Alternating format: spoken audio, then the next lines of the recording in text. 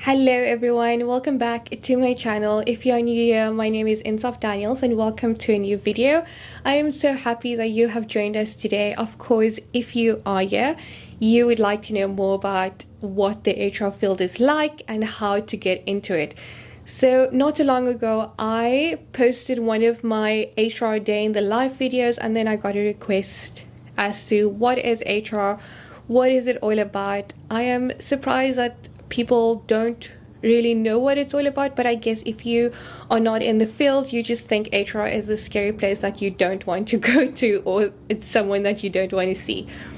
So without further ado, let's get into it. So the first thing I'm going to discuss is what I do and how it is that I got into the role that I am. Okay, so I'm currently an HR business partner, and I have been in this role for over 3 years now. Line basically. So I started off as an intern. I studied finance. Most people would study HR, right? So I studied finance, got an internship at an organization, and my goal was to find an organization that, one, is going to pay for my future studies, and two, has the possibility of making me permanent within the company after my internship. And that is exactly what happened. I started at my organization. It was a 3-month internship. I went through the finance departments because that's what my first qualification is in, finance. Went through the finance departments, and then I think close to the end of my program, I ended up in HR, spent a week there, and I enjoyed it so much. I loved the fact the recruitment aspect of it, because that is what I was doing as an intern. I was contacting people, going through people's applications, CVs, resumes, and contacting them for possible employment. That it really felt like really close to my heart, and to make a difference in people's lives. So that is really one of the warm and fuzzy aspects of HR. So after that, because I enjoyed it so much, and the organization that I was working at wanted me or saw me as a good fit for the company, and they ended up making me a permanent HR administrator, which was crazy, right? I was so excited. So my tips for when you start off your internship: you don't apply to companies if you don't want to work there. You want to start your internship with the good mindset of what your aim is. If your aim is to work within an organization that you want to spend a big chunk of your working career, or you want to become permanent of that organization, then make sure that you go the extra mile, because that was my plan. I was working late. I was leaving after everyone. I was trying to be in very early. Most of all, I was just trying to push. I know the mindset in today is not like that, but within the corporate world, that is what you need to do. You need to go the extra mile more than their current employees. I even used to work through my lunch hour, which I would not recommend anyone do, but put your best foot forward, okay? Know that you have to prove yourself, and that people are always watching. Even if you think they're not watching you, I promise you they're always watching every bit of thing that you are doing. All right. So then I became a permanent employee within the recruitment space. I became an HR administrator within recruitment, which is one of the components of HR. So the different components within HR: you get recruitment, you get training and development, employee benefits, employee relations, wages, salaries, which goes into payroll, and so forth. So I started within the recruitment space, which was obviously dear to my heart, recruiting people from external people that are looking for jobs into the organization, which for me was making a big difference in someone's life, and then having a role in promoting someone to the next level. So I was doing that for, I think, around 2 years. After that, I moved to the same organization, but within a different division. So within my organization, there were 3 different divisions, and each division had an HR division within it, the HR department within it. So then I moved over to the IS section, which is information systems. And I spent another 2 years there. I moved over as a HR administrator for training and development. So the reason why I made the move was because I wanted to experience a different side of HR. Because I do believe if you want to be more marketable and employable, you need to have that different aspects of HR. So I moved over into the training and development space where I dealt with graduate programs, which again I love. I met some amazing people.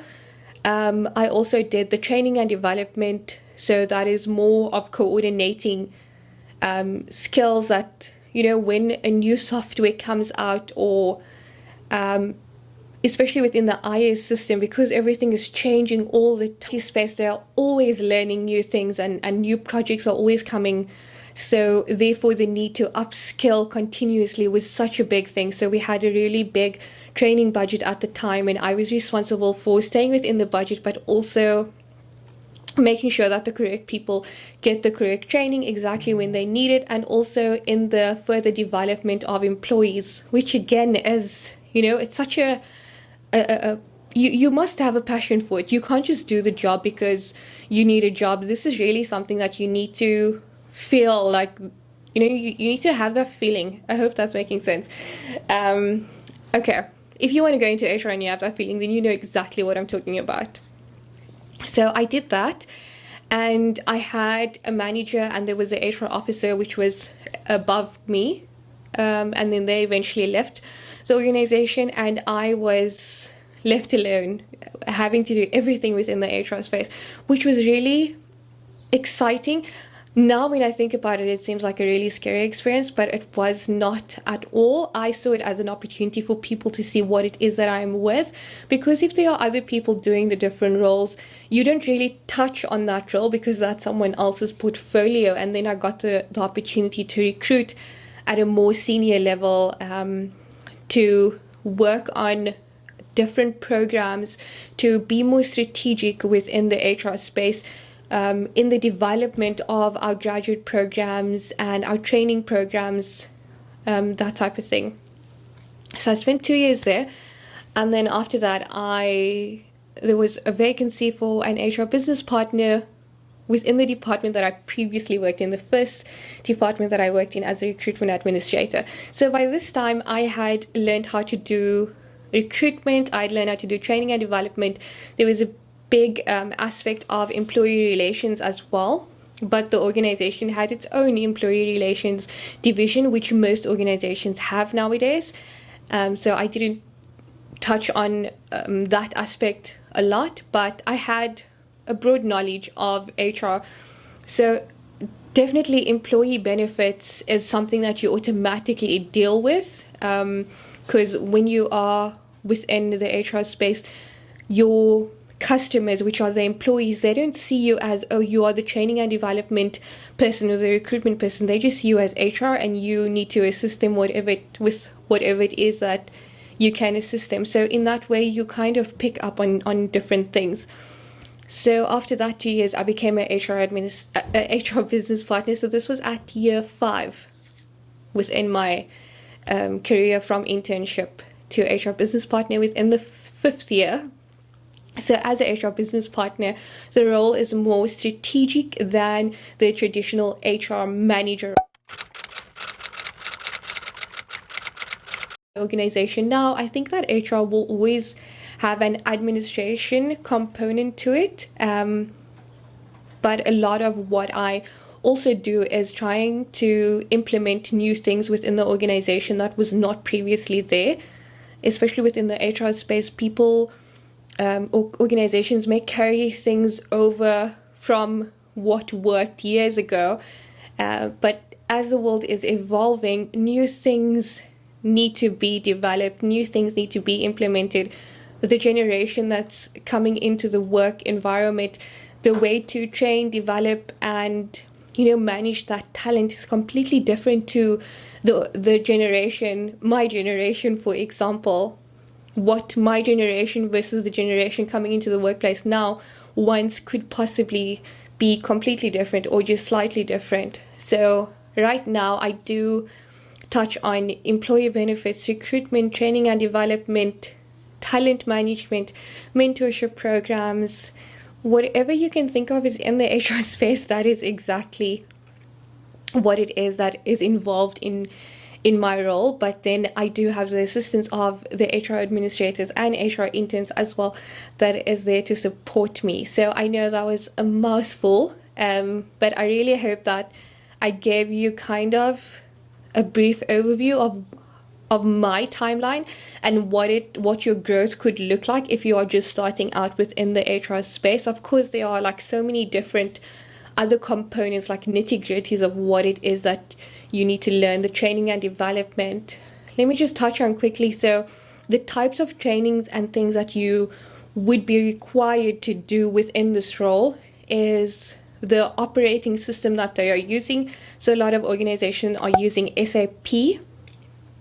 It's always advantageous. I know previous companies used to use VIP. I think a lot of organizations still use VIP. Then background checks. That is something that you do in the HR role, more of an HR administrator, being able to do background checks, checking the criminal and the credit history of a person. So for example, if you are recruiting someone within a finance role, you don't want to recruit someone that has a bad credit record. I'm sure that is obvious, right? Then the other systems, obviously the payroll systems. So the payroll system would usually interlink with the HR system, which is SAP or VIP. These various systems, compared to when I started to now, there's so many different systems. But learning, so even if you are thinking of learning SAP, like the foundation of it, that is also great to have as a component. But to get in the HR space, what you do require is a qualification, and would be so beneficial for you to do an internship first, even if your internship is not guaranteeing you permanent employment. But having that HR internship under your belt when you're applying for an HR administrator role is like, it's so advantageous. Experience really plays a big role on your CV if that is something that you possess. Of course, if you don't have the experience, then you would play towards what it is that you've learned and your energy and your effort and your willingness to learn. Linking down below some free HR courses that you can have a look at if you are interested in learning more about HR, but you don't want to go and spend money on a course just yet. So what I did was, let me title the section My Studies. Okay, I completed my finance qualification. It was a management and finance. I did that while I was doing my internship, and then I think in my first year of employment I was also doing my degree qualification, still within my management and finance. Only when I moved over to the second department, which was in my third year of working in HR, I decided, I think now is the time. I really like HR. Now is the time for me to get a qualification. So I first did a short course at UCT, which I'll link down below. And because that was so practical of what everything that I was learning was exactly what I was doing within the organization. So that was like amazing.